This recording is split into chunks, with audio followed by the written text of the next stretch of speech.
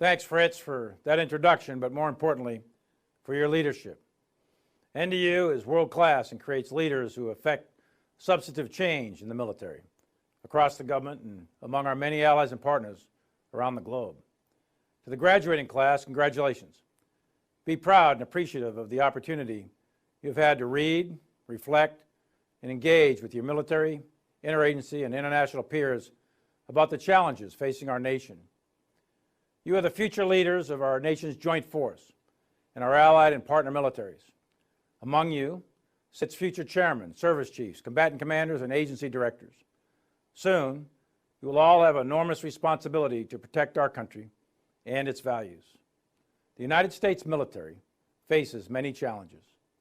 Abroad, China and Russia are increasing their military capabilities and taking assertive actions to exert global influence and challenge the existing international order. North Korea threatens our regional allies and potentially our homeland with the development of nuclear and ballistic missile capabilities. Iran is the world's largest state sponsor of terrorism, and they have taken advantage of instability to expand their malign influence and challenge the interests of the United States and our allies and partners in the Middle East. And violent extremism remains a generational, trans-regional struggle requiring sustained political, fiscal, and military solutions. The international order, born from the ashes of the Second World War, is under assault. The world has enjoyed unprecedented economic development and relative peace and stability since more than 150 million people were killed in the conduct of Great Power War in the 31 years between 1914 and 1945. Twice before in history that I'm aware of, from 1648 to 1750 and 1815 to 1914, there was an international order established on the continent of Europe. Both lasted about 100 years. We are now in the 75th year of the current order, and it is under stress.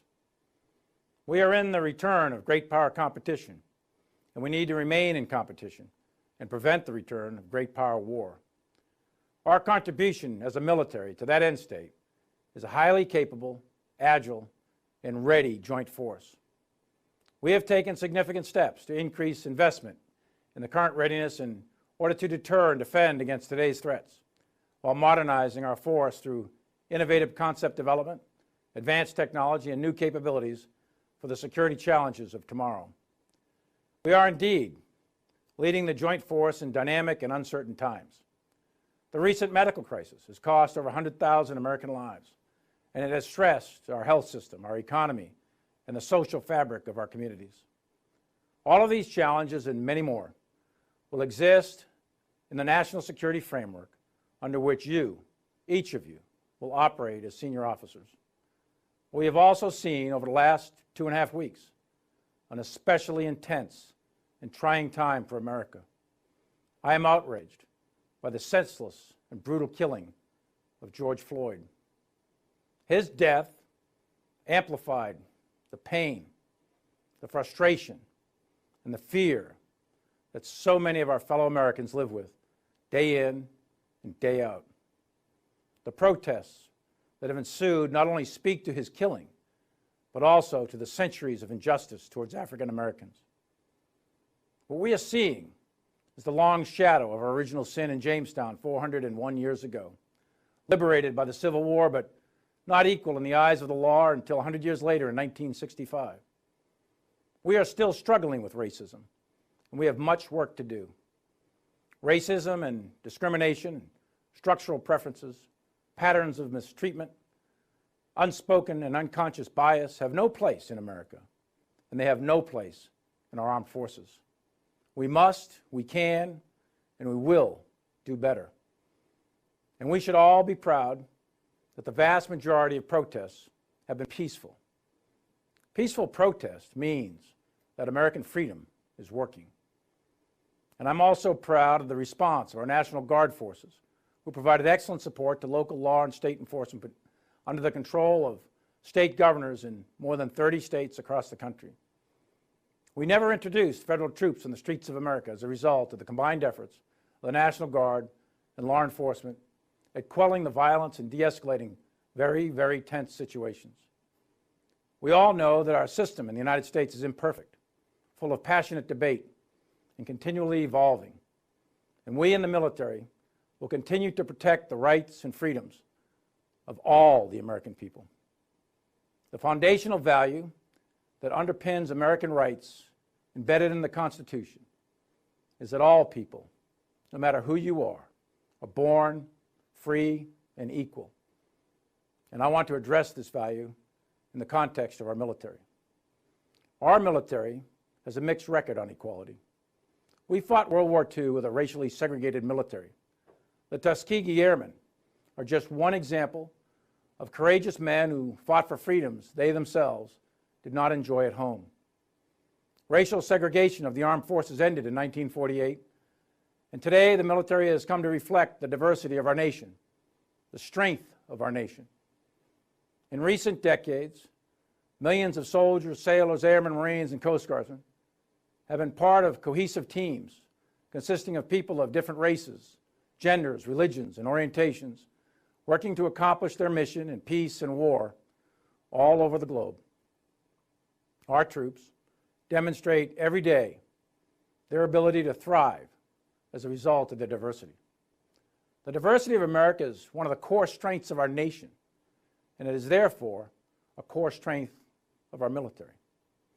And while the military sets an example for civil society through our inclusiveness, we too have not come far enough. We all need to do better. For example, although the United States military has a higher proportion of African Americans serving in our ranks than in society at large, only 7% of our flag and general officers are African American. The Navy and Marine Corps have no African Americans serving above the 2-star level, and the Army has just one African American 4-star.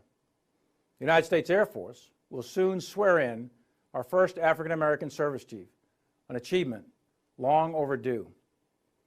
We cannot afford to marginalize large portions of our potential talent pool or alienate certain demographic groups. No. We need all the talent that American society can muster. Our responsibility as military leaders is to ensure that each and every one of our service members is treated fairly, with dignity and respect, and each of them is given equal opportunity to excel. We must, we can, and we will do better. So what can we do? We will collectively take a hard look at how we recruit, retain, and promote talent within our services. We must ensure that diverse candidates have equal opportunity to branch into the career fields and serve in the key positions most likely to produce our future senior leaders. And we must ensure fairness and equity at all key gateway selection boards, including promotion, command, and war college. We must take advantage of the diversity committees, the councils, and the offices in each of the services to identify best practices in talent management and act on them. Mentorship also plays a vital role. All of us in the military must engage in more meaningful mentoring today. So how do you do that? As senior leaders, we reach down into the pool of rising stars among our troops from all walks of life and put into action what you've learned in your career. None of us got to where we are by ourselves. We all have had a helping hand. Take an active interest in providing the next generation of leaders the tools they need to succeed. And be inclusive. Make a commitment to seek out and surround yourself with those who don't look like you, think like you, and who come from different backgrounds. Specifically, reach out to junior officers and enlisted members whose background is different than yours and mentor them. It may be uncomfortable at first, but you will help them grow into future leaders, and they will help you grow to be a better leader yourself. Equality and opportunity is a matter of readiness. It's the basis of cohesion. We fight wars as teams, and we cannot tolerate anything that divides us. Let me conclude with 2 simple pieces of advice based on 40 years in uniform that you may find useful, as many of you will surely go on to be flag officers. First, always maintain a keen sense of situational awareness. As senior leaders, everything you do will be closely watched, and I am not immune. As many of you saw the result of the photograph of me at Lafayette Square last week, that sparked a national debate about the role of the military in civil society. I should not have been there. My presence in that moment and in that environment created a perception of the military involved in domestic politics. As a commissioned uniformed officer, it was a mistake that I have learned from, and I sincerely hope we all can learn from it. We who wear the cloth of our nation come from the people of our nation, and we must hold dear the principle of an apolitical military that is so deeply rooted in the very essence of our republic. And this is not easy. It takes time and work and effort, but it may be the most important thing each and every one of us does every single day. And my second piece of advice is very simple. Embrace the Constitution. Keep it close to your heart. It is our North Star. It's our map to a better future. Though we are not a perfect union, believe in the United States. Believe in our country. Believe in your troops. And believe in our purpose. Few other nations have been able to change for the greater good, and that is because of the rights and values embedded in our Constitution. The freedoms guaranteed to us in the Constitution allow people to demand change, just as the peaceful protesters are doing all across the country. That is why we serve in the military. On day one, you and I, we all swore an oath to support and defend the Constitution and its essential American principle that all men and women are born free and equal. That is the foundation of our military ethos, who we are as service members and as an institution.